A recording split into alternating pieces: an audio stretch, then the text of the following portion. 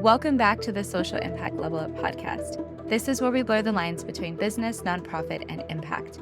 I'm your host, Wendy V, and I'm a social impact strategist here to help you build a successful and sustainable legacy of social change. In this week's episode, we're going to hear from a social entrepreneur who has been on a journey to change the world just like you. If you are interested in social entrepreneurship, this is the place for you. Let's jump right into this week's episode.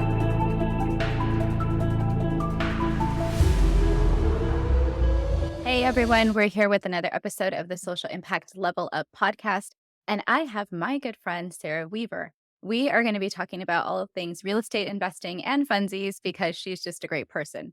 Now, we met at the FinCon convention, which I talk about a lot with a lot of my guests being friends from FinCon, but we were in a mastermind, and I can tell you I've learned a lot from Sarah in how she creates content, how she does her marketing, and how she's grown her business. So I invited her here to the podcast to not only talk about the things that she does in the real estate investing space and how she makes an impact, but also how she has grown and developed over her journey and what kinds of challenges she's faced, how she's overcome them, and just what kind of an amazing life she's built around her passion.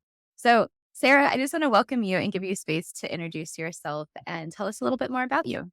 Thank you so much, Wendy. It is so fun to make friends at conferences, but then oftentimes you don't see them for like a whole nother year. And so this is so fun to get to not only catch up with you, but kind of share our stories together. So thank you for having me. Yeah, absolutely. And I think that I always like my audiences to hear these perspectives on finance because they're so related to entrepreneurship. But there's also so many cool financial entrepreneurs who are doing things that make an impact. So it's kind of a neat, like a blending of all of it together, all of the passions that I have and all of the friends and network that I have. So tell us a little bit more about you and who you are and what your business is. Absolutely. So my name is Sarah Weaver. I'm a real estate coach, a real estate investor, and recently an author. I co-authored the book 30 Day Stay, a real estate investor's guide to mastering the medium term rental. For those not in the real estate space, what the heck does that mean? That means that I wrote a book about one investing strategy. The strategy is very similar to short term rentals, which you've probably been a patron of. You've stayed at an Airbnb or a VRBO, and I specialize in having Airbnbs, but my guests stay for 30 days or longer. So, hence the title of the book, 30 Day Stay. And so, why I love this strategy, we'll dive into. But what's so fun about real estate investing is that heck, it can have so many different arms. So, I think I first started out, I was like, oh, yeah, I'm just going to own some rental property. And that will be my side hustle. That's what I do on the side. And then I'll have a normal job. Well, fast forward 4 years later, and here I am, and now I have 3 small businesses. My passion is real estate investing and travel, and I've been lucky enough to pair the 2 for a really cool company that I'm excited to talk about. Yeah, I always look at your stuff and I'm like, "Man, she has a really cool life." Like and these are the things that when you're a kid, they don't tell you are career options, right? Like, I love how you said it's only been 4 years too, because you have 3 businesses, which is amazing, and also to be able to manage that and have the infrastructure. I know you have a team that supports you. Like, you have all these things that I think, people who are just starting out it's great for them to see someone who's in that space, who's kind of like in the middle of the journey and you're like scaling up and doing things on a regular basis. And I always love seeing the stuff that you're doing. So let's dig in first to the real estate stuff and we'll save the travel stuff for a little bit later because that's a really, really fun conversation. But with real estate, how did you get started with your very first investment? Like, and even how did you decide that this was going to be the side hustle that you chose, given how many options for possible side hustles exist? Absolutely. I think for me, I don't have that like profound conversation, like a moment in time. Mine was like, I call it a whisper. So, like, real estate's always been a whisper. Like, my dad worked for new home builders. So, I grew up playing on dirt piles. And you would think that, like, I met a realtor and I was like, yes, that's what I'm going to do. No, that didn't happen. Then I actually was a receptionist at a real estate office when I was in high school. So, again, you would think that was the turning point. Nope, still, like, about 10 years later is when I finally decided, "Hey, I think real estate is calling my name." And so it was just kind of a thread throughout my life that I've always been exposed to real estate, but No one in my family is an investor. No one in my family sells real estate. So all of this was kind of new. And so I think what really made me like for sure about this decision was my ability to live anywhere. So I always have had a job, or I should say for a very long time, for the last 8 years, I worked for companies where I could work remotely. And now post COVID, that's commonplace. But in 2015, when I first got that location independent job, that was not normal. And so that gave me the ability to buy a house anywhere in the US. So I was living in Denver, Colorado, and just looking around and being like, man, I can't figure out how I could live in a house, have roommates, and pay my mortgage. Like it's just, I haven't been able to figure out the math. Phew. If I knew then what I know I now, don't know. Yeah, that's a hard one. kicking myself though, because I mean, of course, I wish I had bought in Denver in 2016. But again, you can't ever have regrets when it comes to things like this because I just didn't know what I know now. But what I did know is that I could buy a house with 3 or 3.5% down. And I just thought, okay, like what's the worst that's going to happen? Is I buy a house, everything breaks. Well, I can tap into my dad's knowledge and hopefully he can fix it or he knows someone. Or if it's a money problem, I'll just sell it. So I have to buy a good property where I could sell it, even if I lost a couple $1,000s or at cost, but I think I'm pretty smart, so I think I'll sell something or I'll buy something where I could essentially flip it. So I had this backup plan of flipping something. Then I had a backup plan that I would just rent it out and have roommates and they'd pay my mortgage. And then my real plan I was like the backup plan for the backup plan. yeah. I think that that's really important because people always are like, "Oh, isn't investing so scary?" I'm like, "Yeah, if you don't have a plan, investing's scary." But I had all of these different strategies that I thought would work. In hindsight now, I don't do this anymore. I would never buy something that I'm like, "Maybe it's a flip, maybe it's a rental." No. When I buy something now, I'm very sure on the strategy I'm gonna use. But for me at 27, single, making $52,000, I think, is what my tax return said that year. And I just thought, okay, I need something safe. And there's nothing really safe about investing, but I like the tangible asset of real estate more than something I don't understand, like crypto or stocks, bonds, things like that. So I just went full in on real estate. That's so cool that you didn't even need to have necessarily a ton of experience. I think that's a great lesson for people to think about. What can you learn about something and teach yourself with the right resources to be a pro or to get the questions answered.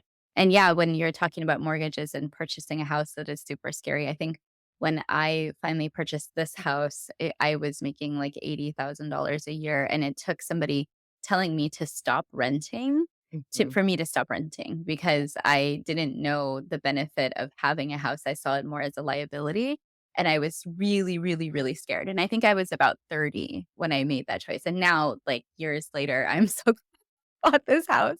What I did because at that time, it was the bottom of the market, and then it had started to creep up, like, in the summer at the end of the summer in 2010 when I bought this house, I saw the creeping, and I was like, "Oh, yeah, maybe I should take advantage of all these programs that didn't exist before." So, I think you, one, have to have the, understanding that you need to have that 3% down and have saved it, and sometimes for people, that's difficult, like, that's the Well, first barrier.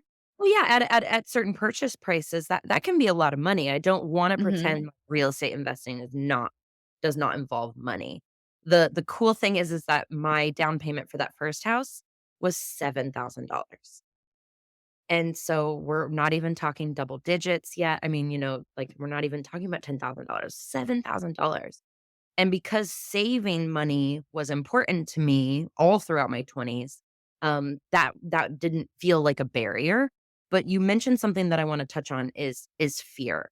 I was also scared. Like, guys, I'm still scared. And I wrote a book about real estate investing.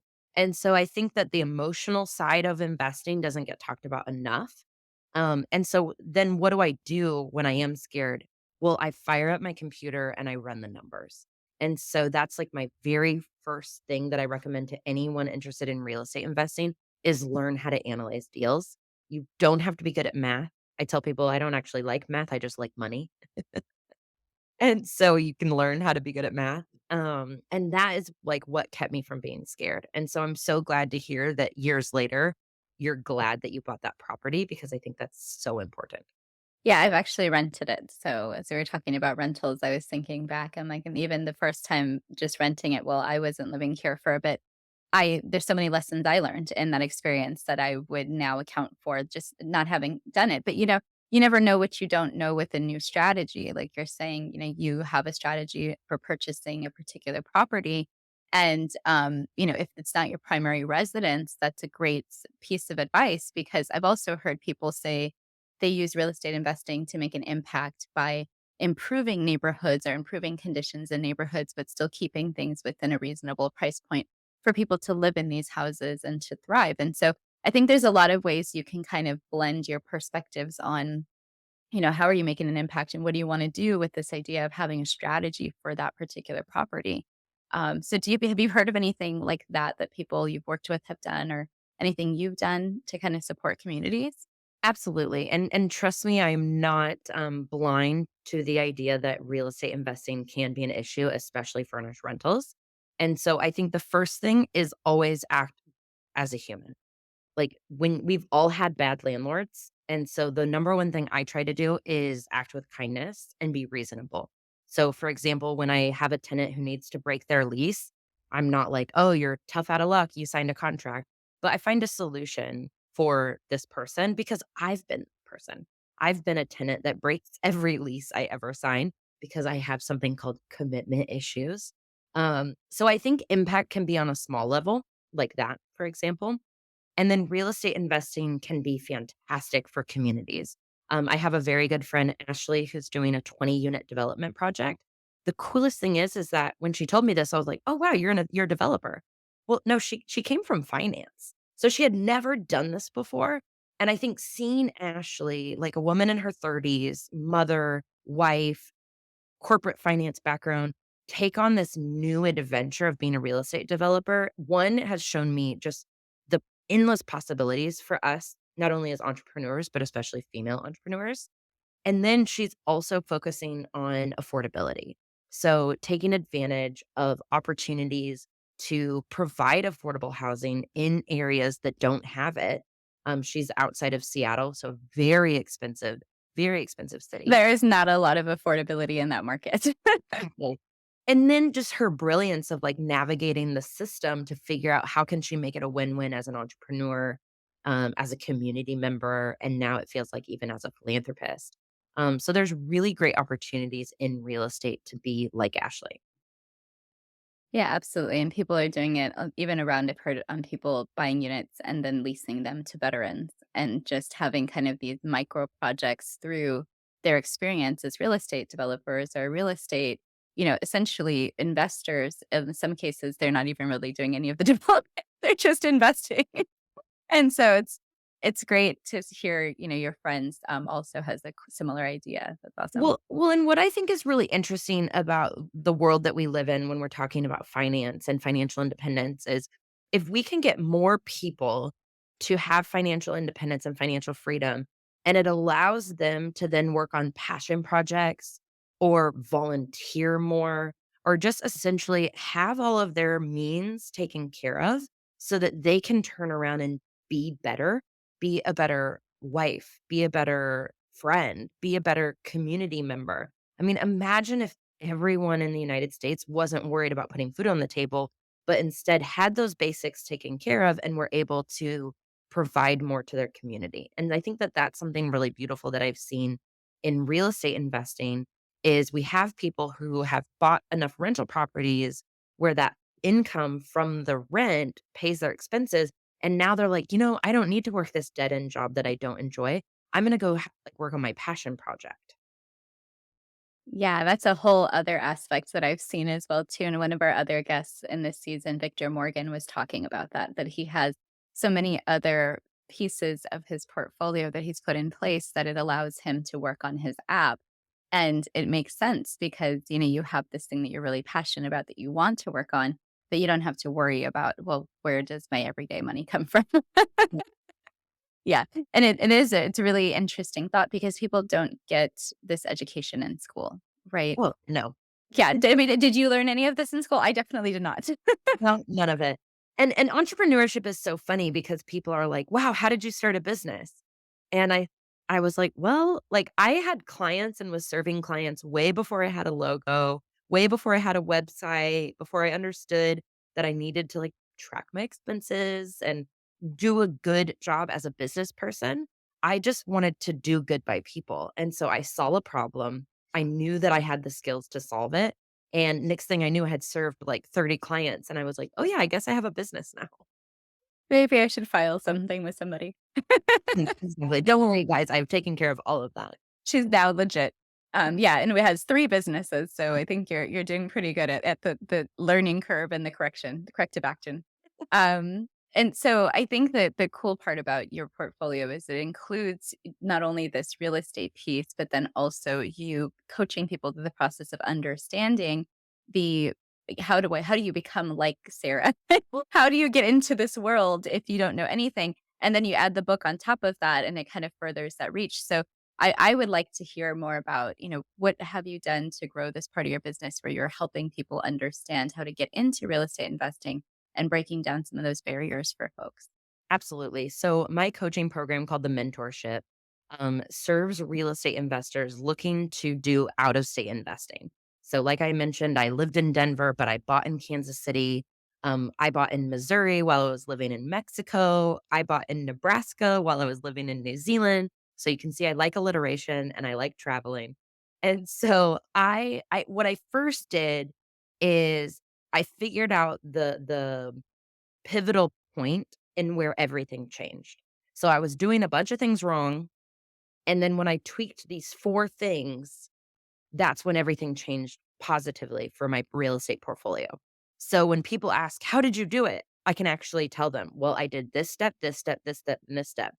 Well, then there's obviously more follow-up question. "Okay, well, how did you do that step 1? And what about step 1 part 4, B?" And so I truly have a program that I help teach people. And then there's this piece of me that truly is a teacher.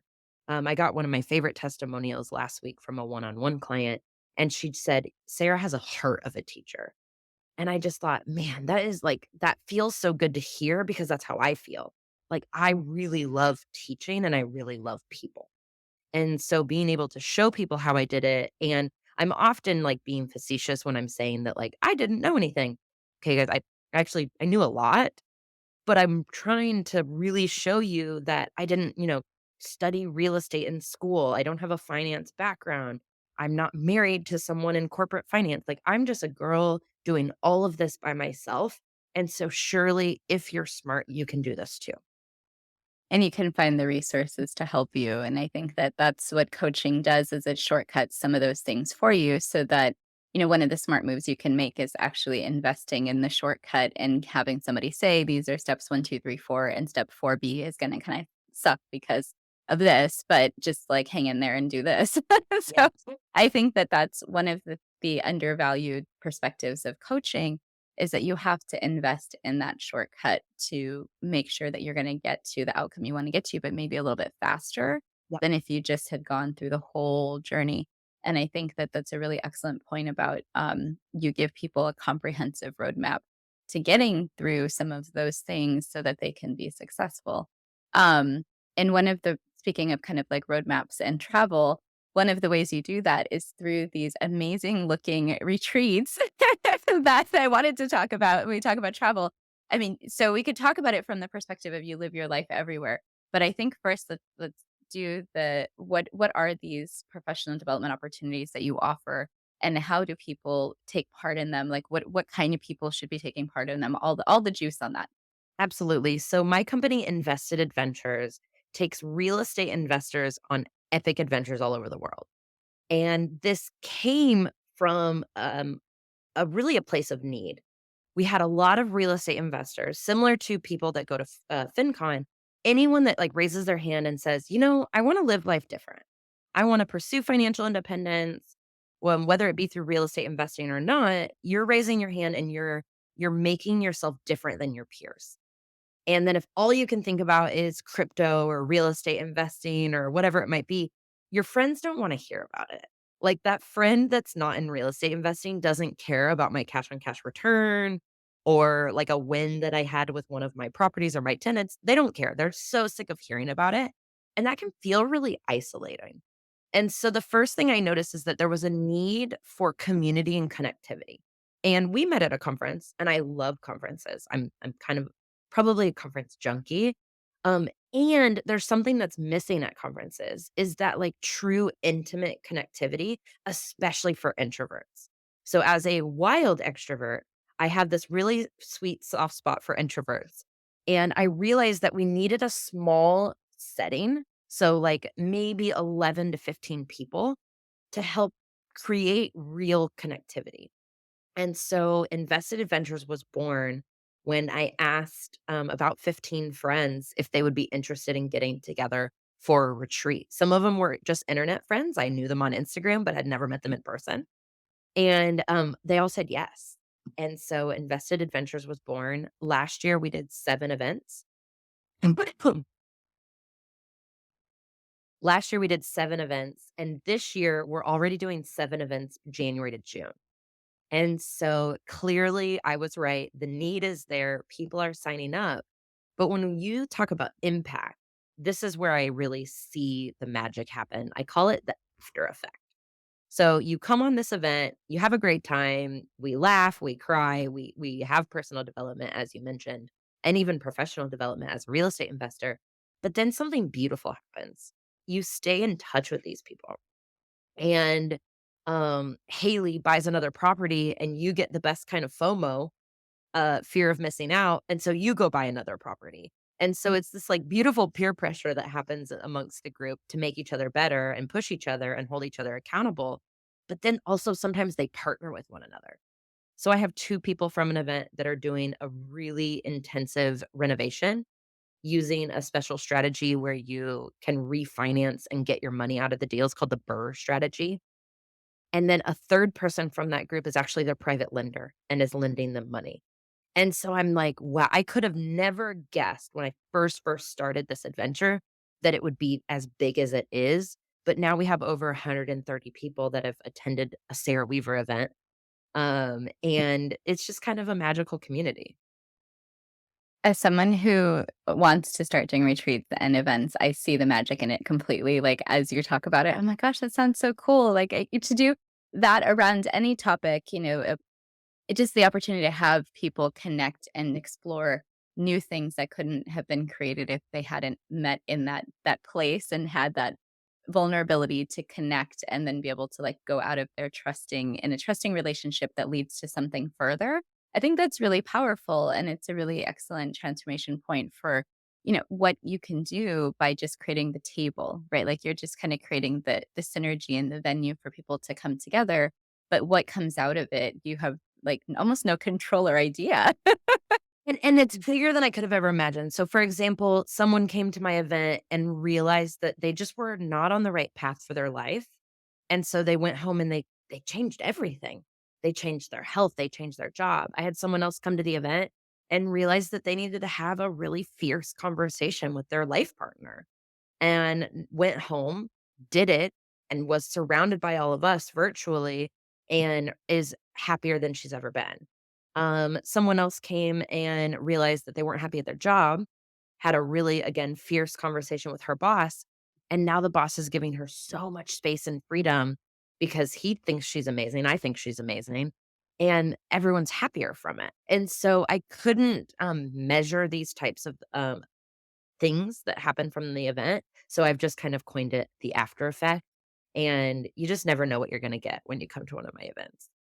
And that's super cool because some of those are personal stories of people's transformation that took place as a result of just being in that environment and community and having that support. So that's really neat. I love that. And I love the idea of an after effect because that kind of means that it's not just at the moment, but there's sort of a sustained transformation that happens after even that'll last into when these people go home from the event. So that's really cool.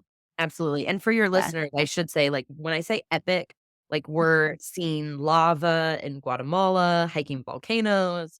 We are doing the W Trek down in Chile, Patagonia, You have Africa, a safari California. adventure coming on, right? Yeah. Yeah. So really, really cool adventures. Yeah, I tell people they always like, if you don't go on safari once in your life, you totally miss something in this lifetime because that is an amazing sight. So everybody must go on safari if you're listening to this. Even if you don't go with Sarah, go on safari. That's key I'm message. so I excited. always And that's yeah. also really important to point out as an entrepreneur is that last year I chose things that I knew I could sell, but this year I chose places that I wanna go to. And everyone's always like, "Oh, it's so cool you get to travel for your job." And it is. I feel so lucky. But I wasn't living like my true authentic self at the very beginning. I was like, "What can I sell?" And now I'm like, "No, what does Sarah want to do?" And I wanna go on an African safari. So we sold out last week, so I'm really excited about that. Oh, cool. Yay, congratulations. And Thank I you. think, yeah, absolutely. Doing anything in Africa is amazing. I have spent many an adventure in Africa. So I will always tell people if you invest in an African trip, like depending on what you're planning on seeing, you'll see a lot more. you'll you'll see like the things you didn't bargain on seeing. So, yeah, so it's always really cool.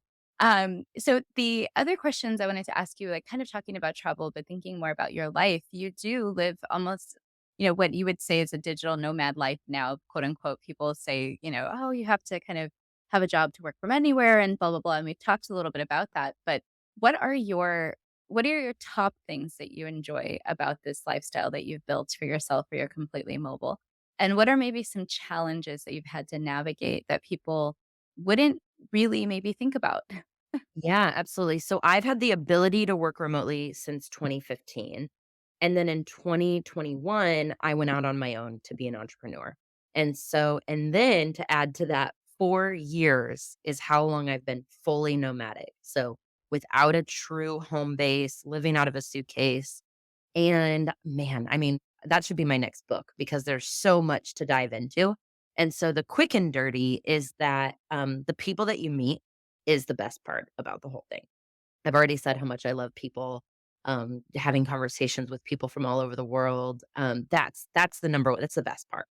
And then just you could be salsa dancing on a Tuesday or hiking on a Thursday, and I don't know about you guys, but I wasn't doing that before I became a digital nomad. That was not what my life looked like. My life looked pretty normal, whatever normal is, and then I would go on vacation. Whereas now, sometimes my Wednesday night is like better than some people's vacation. So that is the best part.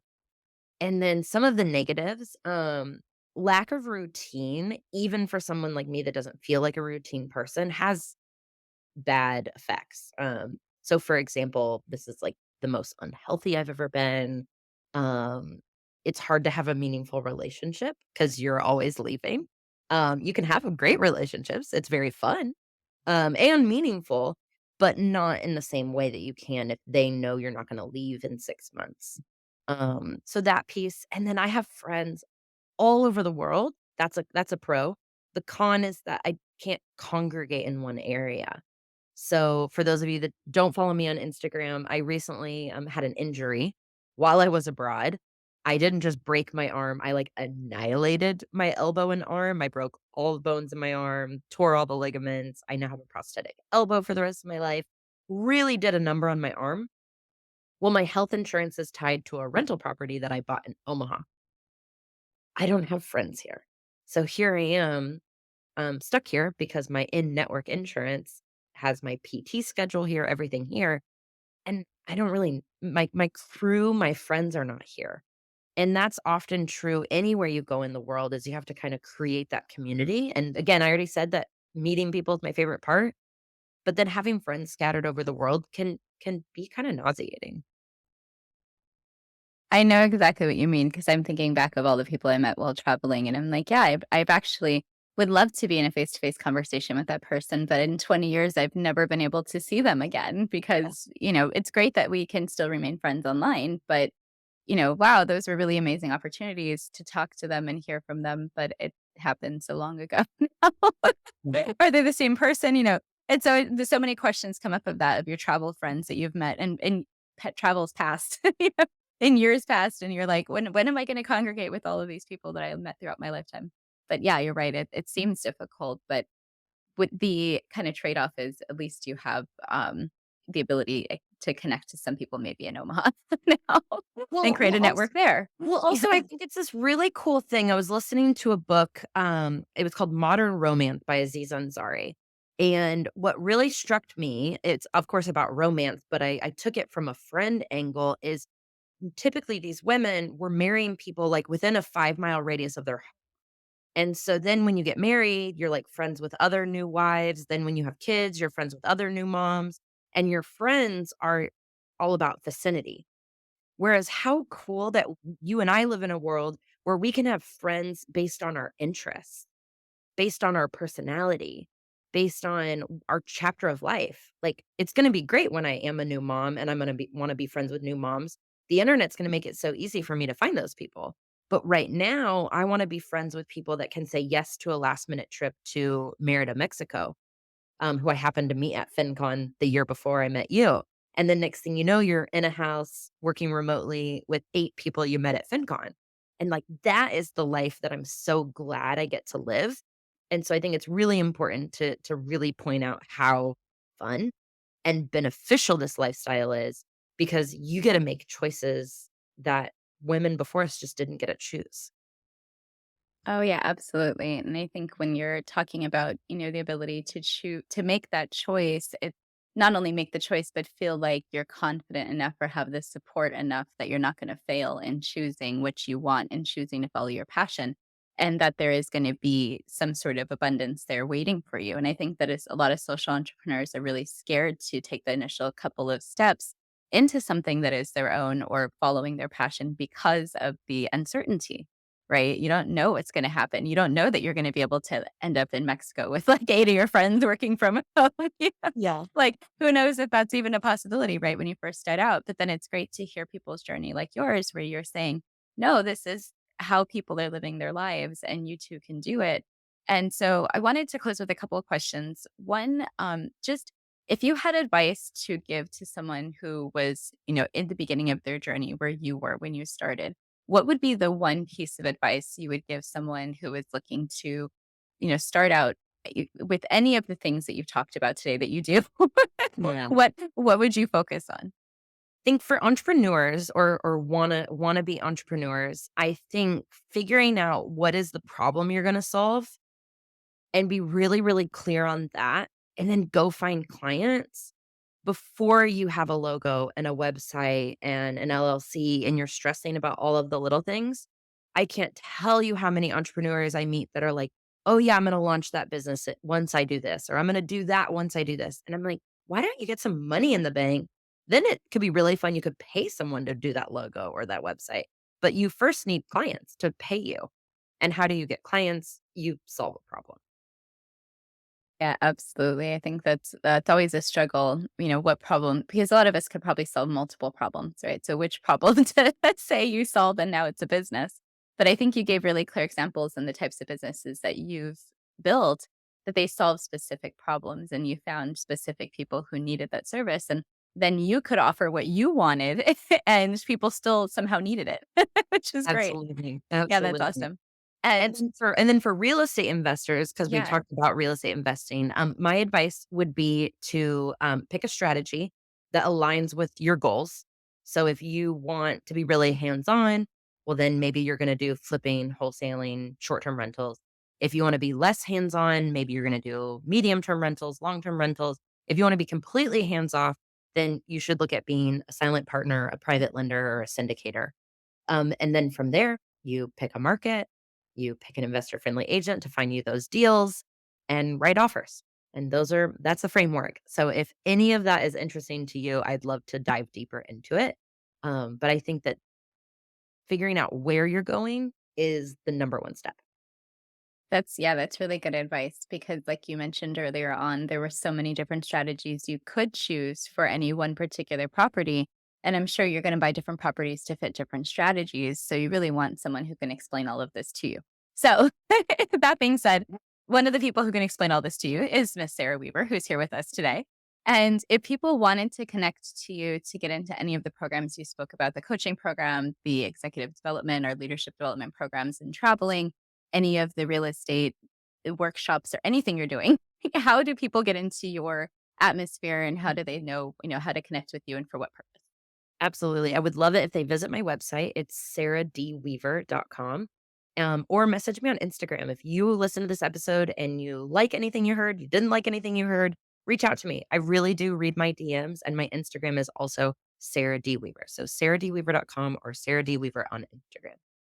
Yes, absolutely. And Sarah does read her DMs because I DM her and she answers back. It's like a real person, not a bot. So I'll make sure all of your information is in the show notes in case people want to connect to you. They can go to the website, they can go to Instagram, and then they can go on one of your fantastic trips, which I love. I'm like, maybe I should get into real estate investing just to go on this trip. I'm like, this trip looks You're amazing. you're welcome, Wendy. I'd love to have you. I know. So never discount me in the future. But anyways, it's been great to have you. Thank you so much for being here with us. And if you want to say goodbye, feel free to, and then we'll head out. Thank you, everyone. Appreciate you listening in. I think what you're doing, focusing on impact, is so important. In a world where social media makes it me, me, me, me, me. I love seeing entrepreneurs that are thinking about the we. And so thank you for what you do. Absolutely. It's all about collective impact and what all of us can do together to elevate. So thanks for being part of the community and being here with us and teaching us all about the wonderful things in your brain. So we appreciate you, hun. All right, everyone, thanks for listening. It's been another episode, and we'll be back with another wonderful interview from another social entrepreneur.